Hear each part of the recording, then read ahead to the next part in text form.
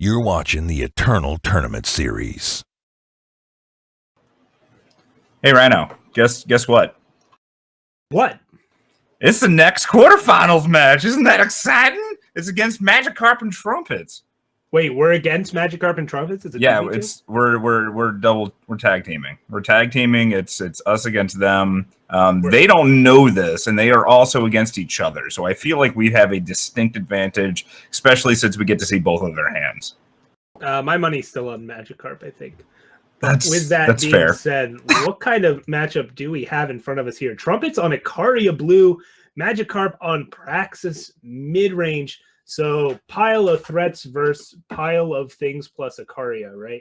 Just a classic tale as old as time here. Trumpets abusing Rise to the Challenge to the fullest with that full 4 copies.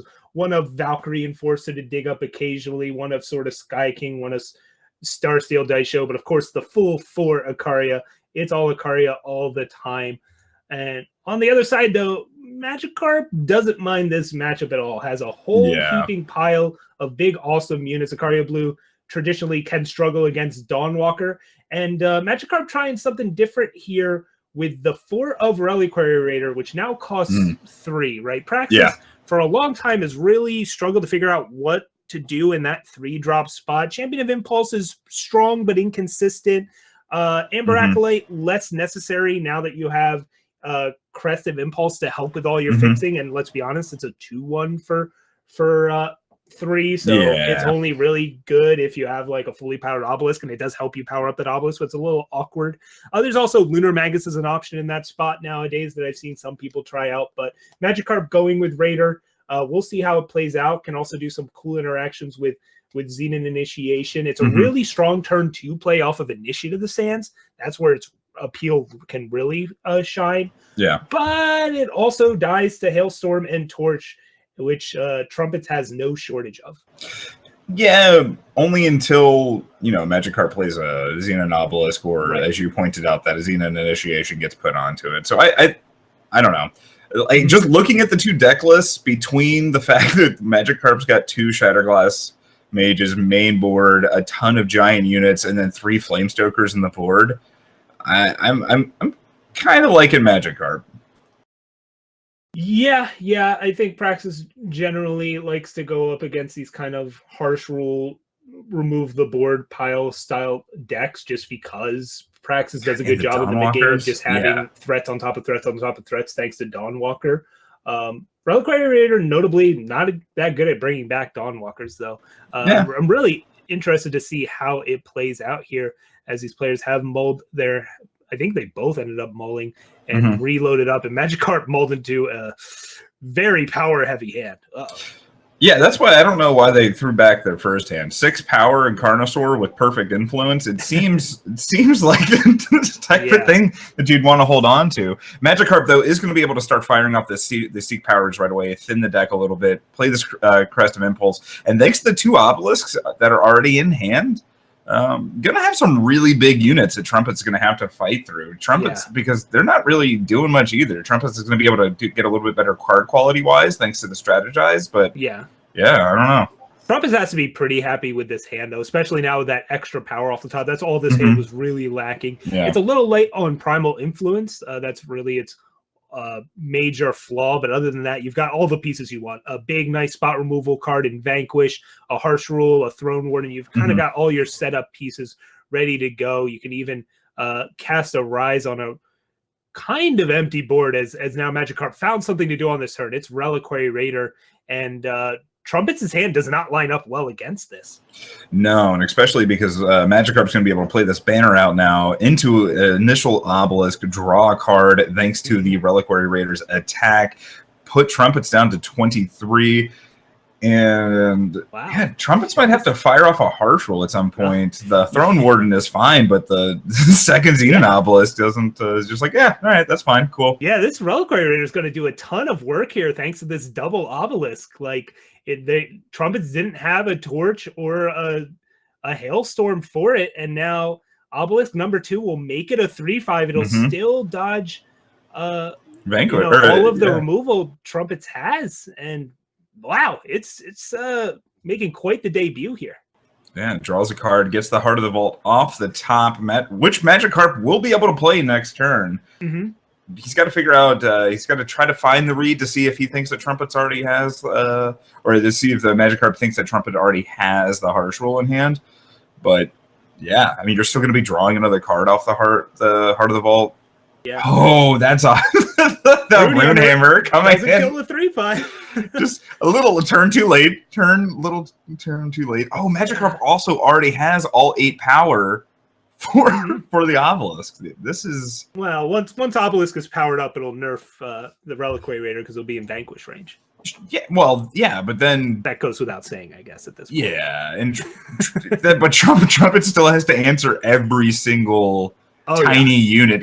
I mean, a Initiate of the Sands 5/5 is a 5/5, right? Like, oh yeah, yeah, and the fun thing is you can choose to not go to 8 power. You can just sit on 7 if you're that wary of certain things. But Strategize finds a Strategize and Nordic Runehammer, not really changing up the context or the contents of Trumpet's hand, just desperately trying to find power, but instead finds some torches which can pair with this Runehammer to actually take down this raiding menace. Although what you could actually just do is block with Throne Warden and Torch.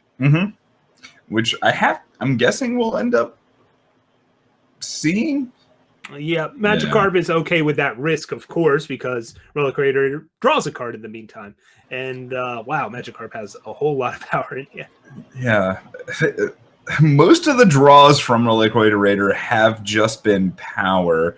Yeah, Heart of the Vault we are going to see come down. Maybe Hidden Throne Warden? No, decides to go ahead and chip away some of that armor. Trumpets then gets to fire off the Torch, get rid of the Reliquary Raider for good and all. Ooh, draws into a 2-power Sandstorm Titan, though. Yep, 2-cost Titan. The cost reduction doesn't seem to matter too much here. Trumpet's finding a Hailstorm, sure, why not? And has a very clean Vanquish target with this 8/8 in play. It matters if one of the 6/5 drops comes off the top. And actually, at this point, there's 7/5 drops in the deck. But that Vanquish comes out of hand for Trumpet. It's going to go ahead and hit the Heart of the Vault. That's a Dawnwalker that will be active. Ooh. Yep. And Trumpets does have Rise, so you could Rise for a Silence for this Dawnwalker. But Magikarp has Torch up if Trumpets goes for that line. They might do something else here. They have a lot of options, right? There's Harsh Rule. You could just hammer a Dawnwalker, but there's the Rise. Would not be shocked to see it grab a Valkyrie Enforcer. There it is. That's it. And this is what we talked about. You can torch your own Dawnwalker. And I think Magikarp will opt to do that, as Torch isn't that valuable in this matchup. No, and it's just having a Dawnwalker, especially with the 2 Obelisks in play, is so important. That's why I actually didn't like the Sandstorm Titan being played. Oh, you wanted to just go one thread at a time? Yep. Yeah, because especially with this ward, I think it's going to be fine because you might also get into a situation where you can try to force out a Harsh Rule, and worst case scenario, it dies. You just get to bring it back next turn. You're in the same spot. I don't know. Big reason you play Titan here though is because they were going into their curve out into Ikaria turn. So okay, grounding Ikaria on that critical turn 7, I think, is a big enough deal that you play the Titan there. And now you probably hold on to this Carnosaur and just let the 9/10 Titan go to work. Yeah, this 9/10 Titan can attack into a Throne Warden and a 5/3 Valkyrie Enforcer. Doesn't care at all. Magikarp's still sitting with the Torch, so even if Trumpets did have some sort of trick, can immediately take out that Valkyrie Enforcer. Ooh, Harsh Rule off the top for Trumpets, exactly what they're looking for. Now they've got a pair of them, and we'll fire off this first one. And we'll see what Magikarp draws in response, because you don't really want to use this Carnosaur to bring back a Dawnwalker here, but you also kind of need to get on the board. Maybe Magikarp passes for a turn and just kind of waits. It's not an unreasonable approach, but they're going to go proactive, play out the 10/10 that brings back an 8/5, and pass it back over to Trumpets, who will almost without hesitation drop another Harsh Rule here. Yeah. Magikarp does play out their Waystone, gaining 2 life. So Trumpet sitting at 23 life and 2 armor. Magikarp sitting at 23. That's another Dawnwalker off the top, which should trigger the other Dawnwalker thanks to the Xenon Obelisk. There are 2 8/5 Overwhelm units in play that Trumpets now has to deal with. Trumpets does have the Arc Runehammer. Doesn't do anything here. The Sicaria gets to beat in for 5, putting the Warcry of +5/+5 on top. I don't know if that's going to be enough. They've got to draw this Warcry fast. They do have a scout here. They see a torch. That's not going to do anything. That's got to get shoved to the bottom. That's enough to answer Dawnwalker in conjunction with the Arc Runehammer. That's true, and I guess that's why they're thinking about it here, as it at least does deal with something to that effect. And yeah, they keep it on top. They decide that's an above average draw. But yeah, Dawnwalkers crash in and take Trumpets down all the way to 9. Yeah, Worldbearer Behemoth off the You've already seen 2 harsh rule, but you also saw them scout a card to the top. Yeah, and pause for a hot minute too. Mm-hmm. Like, I don't. But that play's gonna pay off here. You have a 10-11 overwhelm in play. And yeah, Trumpets is not going to be able to survive all of this overwhelming damage. Okay, so yeah, we do see the hammer into Torchline, which makes sense, but I'm still pretty sure they're dead, right? Oh, yeah. Yeah, this is 18 overwhelm damage plus a torch to back it all up. You only have 5 health worth of blockers in play. And yeah, this practice deck showing off what it's capable of. That starting hand was a little sketchy, but those 2 obelisks were just huge throughout the course of this game. Made those torches and hailstorms super ineffective. And even something like the Runehammer just needed help to be relevant as well. Yeah, well, congratulations to Magikarp taking down game 1. Again, I have to think that that's how most games are going to play out. Our players should be jumping back into their game pretty quickly. But, yeah. Right? Best of 5 should be boarded. Maybe somebody needs a little quick bio break. Well, it was game 1, so there is no boarding. Yeah, that's what I'm saying. Best of 5. So we'll be jumping in quickly. I got you. Probably just waiting for some sort of go-ahead signal. Yeah, that's what I'm saying. Maybe a little bio break. We don't want people taking bio breaks, Rhino? I'm pretty sure that's against some sort of not playing. Yeah, well, I don't know. I don't know what to do with you sometimes, you know? Look, I'm just here to watch Eternal and talk about it. I know nothing else. I have no feelings. We'll work on that. We'll work. Anyway, looks like both players have their opening hands, deciding whether or not they're going to be mulliganing. How do you feel about Magic? Who do you think's got the better hand right now? Magikarp's hand, in a word, is awkward. Like, I think it's a keep, but like you can't really turn to Temple Scribe, but your fixing's good enough that you keep it. It's got some behemoths. Like, you probably have to play all of your monuments out, which is like super obnoxious just to hit triple time. But we'll see how it plays out. In the meantime, Trumpets has a Valkyrie Enforcer, which is nice, but their fixing is garbage because you don't have a Justice Source yet. Did they just bottom that crest? They did bottom the crest. Interesting. I don't know if I would have bottomed the crest, in all honesty. They're just digging for Justice Sources. Yeah, but you still get to dig, and it's a guaranteed power when you only had 2. I don't know. But by bottoming, you're already going past it to dig. I guess the deck wants a lot of power. I don't know. They just want to find those Justice Sources as quickly as possible. All right, there's a seat, and there's an argument to keep that on top because then you wouldn't have to play out this Amber Monument as a time source. Well, you still don't have to. The triple time sources are there. Right. They just drew another crest. Never mind. Just ignore what I said. This is great for Magikarp as they swing in with a Temple Scribe, and then we'll debate on whether or not to play an Initiative Stance here. Definitely. Yeah. Why not? That'll transform this Amber Monument. Ahead of schedule. And next turn, you get to figure out, do you want to play the Rhinarch or do you want to go ahead and play the Worldbearer Behemoth? I kind of like playing the Rhinarch. Yeah, sure. You already have a ton of power, so like that's not going to do a ton. Still missing on Justice Influence there. Choosing to play the Crest after Wisdoming, even though Crest helps you dig for the Justice Sources. If they found a Justice Sources off Wisdom, they would have wanted to play it that turn so they could have a better shot at hitting double Justice, which is what they really need. So I'm okay with that sequencing. And here's Behemoth.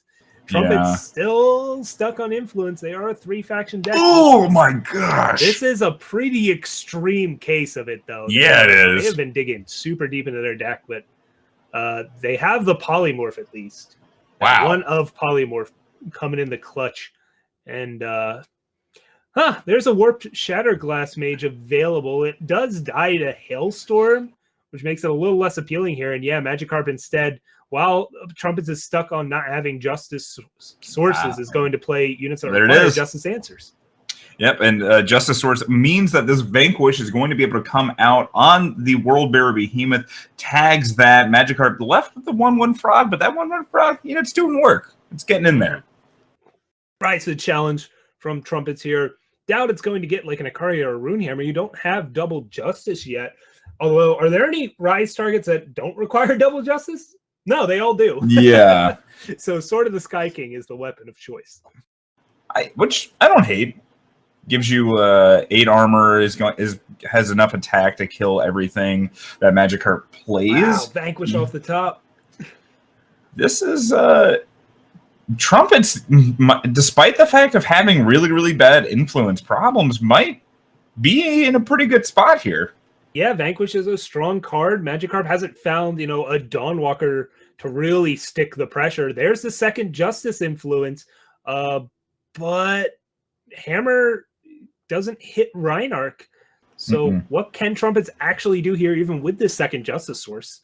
And yeah, they just pass it up.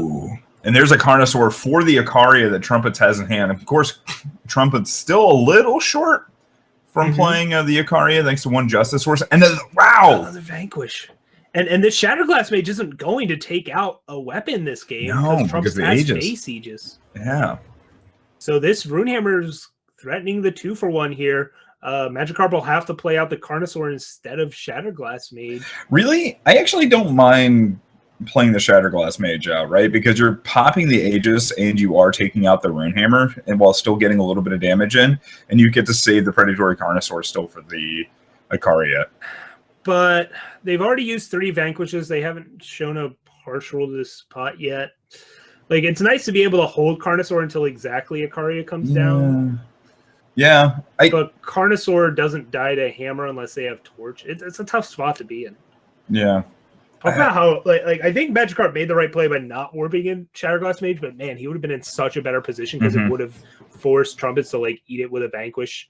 And that would have mean one of these behemoths would have taken over the game by now. But yeah, they go with the line you suggested. Play that Shatterglass Mage out, pop the Aegis, eat the Hammer. But there's a Torch. Wow. The card Magikarp had been playing around this whole game was Torch and Hailstorm. Did not want Shatterglass Mage to die to it. And of course, this game can be cruel and ironic sometimes, and we see it to the fullest extent there. Now, of course, Torch would have helped to finish off this Carnosaur, so it kind of worked out. But yeah. I guess Valkyrie Enforcer can get rid of the killer aspect of Predatory Carnosaur, but Predatory Carnosaur still at 6/6. This also gives Purify a pretty good target. It does, and I imagine Purify will come out in this spot because it doesn't kill anything naturally in this matchup anyways. It's just a Aegis popper, so Purify lets the Carnosaur crack in, eat up that Auric Runehammer. And there's a Temple Scribe, which I guess you keep on top because you might as well draw a card and put a unit in play. Oh my goodness. Well, there's the third Justice Sigil, and more crucially, the 8th power. Yeah. Which allows this sort of the Shatterglass Mage. Wow. There it is on top of the deck. Yeah, indeed. Okay. And then the Temple Scribe gets to come down, draws another card. That's a Xenon Obelisk. But Trumpets has a Caleb's Choice, but I imagine Ikaria is coming down here, so they won't have up the choice for one turn at least. Ikaria can't block the Shatterglass Mage, but Trumpets at 10. Ooh, let's see. You could rise for a Hammer. The Hammer then will die to Scribe, though. Yeah, I think I liked playing. Yeah, I think I would have actually liked gotten the Ikaria out, because then you have the Warcry that you'd be able to rise for. So you'd be able to rise potentially for whatever the Warcry target ended up being. But in this case, we're going to get a 3/3 Temple Scribe, thanks to the fully buffed Xenon Obelisk. Smack in, puts Trumpet down to 8. Ikaria, played for the turn, is going to be able to eat both of these units unless another Obelisk comes off the top. But that's a Seek power. Ooh, there's a Heart of the Vault. Ooh. So, okay, Magikarp, I think we'll want to...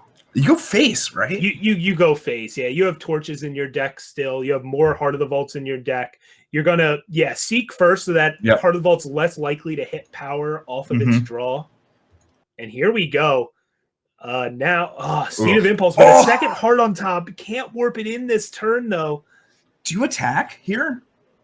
Yeah, I do. I take them down to 3 here. Yeah. Yeah, like why would you not attack with these? What else are these units going to be doing? I don't know. Like they're just like another seat to fill at your tea party. Sure, that has some value, I suppose. Okay. But now, Trumpets is down to 3.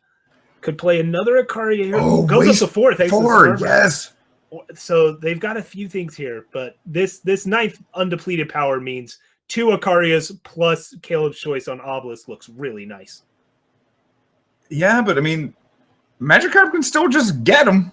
Oh, that's 12 power. That's 12 power. They already have the power. No, that's what I'm saying. Yeah. Yeah, because that's what I'm saying. There's 12 power, and then you just play the 2. Oh, wow. Oh, face is the place. What a game these have been. Who even needs to attack? Don't care about the Obelisk blowouts. Yeah, it still had all these, but oh man, Exaxes. Oh my gosh. Ooh. And then it would have been able, and then into a Dawnwalker as well as another Reliquary Raider being able to draw more cards. Wow, Magikarp. Yeah. Trumpets took the line to protect their life total to try and stay out of range of reach, right? They rose for that hammer. They tried to take as little damage as possible, but Magikarp just found enough chip damage to get the game closed out before Ikaria did all the damage it needed to. Yeah, that is, I mean, yeah. Wow. Yeah, like Trumpets was stuck on influence for so long, got bailed out by that one Justice Source into Vanquish. Whew. And then, man, what a game that was. What a roller coaster ride. Sideboard time. Yeah, so does Trumpets get a leg up now that there's a Trumpet on the home screen for the Eternal card game? That's a conspiracy I can get into. Yeah, that's I feel like we'll table this discussion. Yeah, I feel like it's a static buff for later. But yeah, what I think, like, I'm not gonna lie, I feel like Magikarp's deck gets better after board against Trumpets. Flamestoker can be a really strong card against harsh rule decks. Mystic Ascendant as well. This is style of Ikaria Blue can turn the game quickly. It's something to keep in mind. You know, Starsteel Daisho can clock you real quick, even in the face of a Flamestoker. But yeah, there's a lot of cards that I think Magikarp will be pretty happy to trim down on. The Purifies and Torches don't have that many targets to go around. They're just going to fill their deck to the brim with super hard to deal with threats and put it on Trumpets to deal with it. And Magikarp's almost got too much to bring in. Oh yeah, I mean, Praxis we've talked about kind of loves going up against these harsh rule decks, and is well and ready for them. It's really a question of, do you also want to cut the initiates and go purely about card quality? Like initiates do get cleaned up by Hailstorm, so they're less appealing in that direction, but they also help you get your game plan going faster.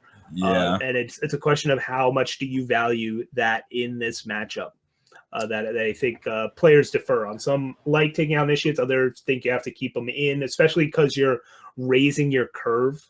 If you're counting them as a power source, even half a power source, that's a tough topic to nail down. I think I still like cutting them because, like, your opponent's taking just as much time as you would be in that case. So really quick, as players are getting underway, Trumpets, what do you like out of the board? Oh God, Polymorph. Yep. And that's about it. It's more about like what cards do I not love in the main deck that maybe I'd want to cut for other sort of mediocre cards in the sideboard. Like, wow, Torch is still valuable for helping your Auric Runehammers trade up. Extra Valkyrie Enforcers are nice against Dawnwalkers, but bad against everything else. And this, so as our players getting underway, Magikarp's hand looking not bad. Yeah, they kept the initiates in, as we said, sort of this like maybe necessary evil in terms of how you construct your power base. And that's their only play available here, as Temple Scribe can't come down with this depleted Praxis banner. There's a Shatterglass Mage on top, but that's not going to be Jan anytime soon. In the meantime, Trumpets gets to sculpt whatever they think is the perfect candidates. They've got that Vanquish Harsh Rule pairing yet again, and finding a Valkyrie Enforcer to deal with the Dawnwalker that Magikarp will be presenting soon. Yeah, with an additional strategize in hand as well. Decides to go ahead and bottom a power. They feel like they've got more than enough. Magikarp, though, sitting at 3 power as well. Going to be able to play this Reliquary Raider or the Dawnwalker. Yeah, I think the Dawnwalker comes out first, but no, I'm wrong. No. Reliquary Raider is going to try and get the best impact up front.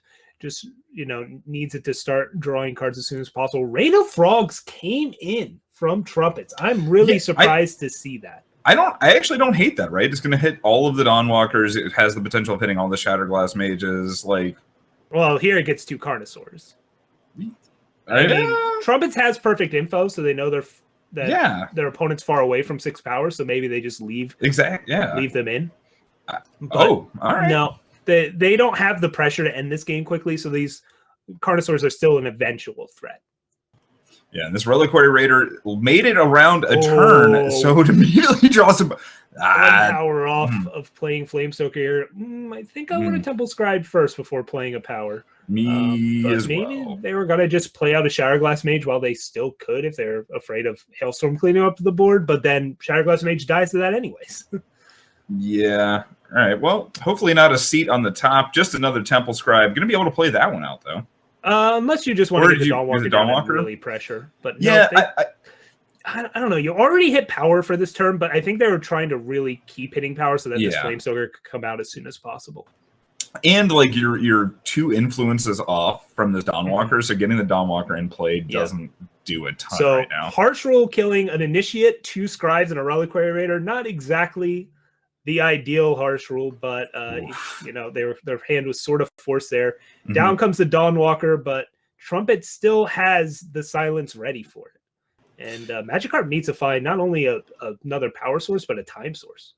Yeah, Trumpet decides they're not going to be silencing, maybe potentially not silencing. They do find the power. There's the Valkyrie Enforcer coming down. Going to take that Dawnwalker out of contention. Ooh. That's a Seek power, though. Seek is not undepleted, though. So every turn this Flamestoker has not come down has been a huge, huge, huge gain for Trumpets. Like, if this thing had come down last turn or even this turn, this game would, the odds of Trumpets winning this game would be just so, so low.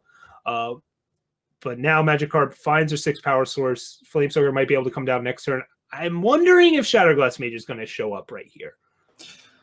I don't. Well, actually, yeah, that's a fair point. You have plays for the next 2 turns. Yeah, I just get a threat in. Yeah, get that threat down. Your opponent might get a face Aegis at any point, and then Shatterglass Mage won't take out a weapon anyways. Yeah. I think with your hand as it is, I would not have minded to see the Mage come down, just because you already had threats that are going to take up your entire turn for the next 2 turns. Yeah, and that also gives you a 3-turn clock as well, which is, I don't think, should be underplayed. That puts a lot of pressure on Trumpets, but yeah. So I think Magikarp may be overvaluing Shatterglass Mage in this matchup or in this spot. But in comes the Frogs that were once Carnos, and Flamestoker's here. Let's go. All right, Caleb's choice right off the top. Nope, okay. Ooh, another Rain of Frogs, though. Yeah, but if you're spending your whole turn casting Rain of Frogs here, there's a lot of pressure on board right now. Flamestoker's making an Infernus. I guess you get to hold up choice for 1 turn to kill. Yeah, but are you choosing an Infernus? At some point, you probably that feels not great. Oh no, definitely not. And that's why I was just a little surprised to see Rain of Frogs. The Praxis deck just is a pile of threats. Neutralizing one of them with Rain of Frogs, especially against a deck that plays Obelisk, I'm not super into it. Yeah, we see Rise for Ikaria. Definitely with you on that now. We together on this. Yeah, I think the reason Frogs came in is Trumpets anticipated the Flamestokers, and that's one of their best answers to it, other than Caleb's choice. That's my guess, though. Okay. So here we go. More Inferni. Gonna drop down to 11 potentially. Could stop at 16. Art of the Vault first. Okay, maybe if you hit an Obelisk, you'd want that to come down here, but a whiff on that.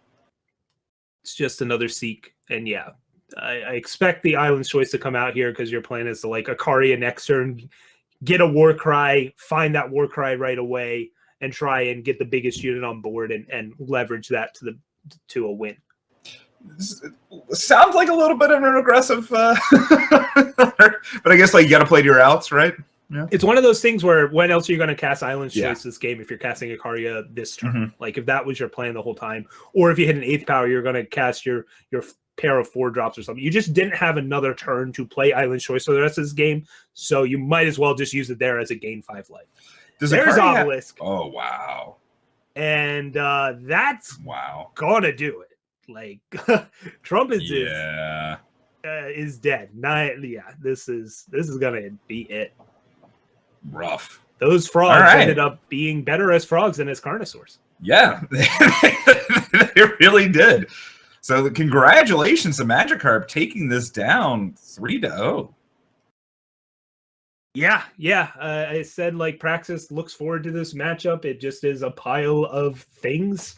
And if as long as you get enough pressure, you can survive 1 or 2 Ikaria hits if you know they're dead in the meantime. And that's what happened in all of those games. Obelisk plus Dorks plus bigger Dorks is just tough for this harsh rule deck to keep up with. Yeah. You know, it is what it is. But with that, we'll say congratulations again to Magikarp. Congratulations to Trumpets making it into the top 8 of the Invitationals. Not a small task in itself by any stretch of the imagination. But we're going to take a quick little break. We're going to see a deck tech from Darkness, and then we'll be back with the third round or third match. Yeah, third match of our quarterfinals. You know what I'm saying. But yeah. We exist in a state that is above rounds. Those are beneath us. We only play matches. We've transcended the rounds. That makes sense. We're on a different plane. Okay. So with that, we'll see you guys soon.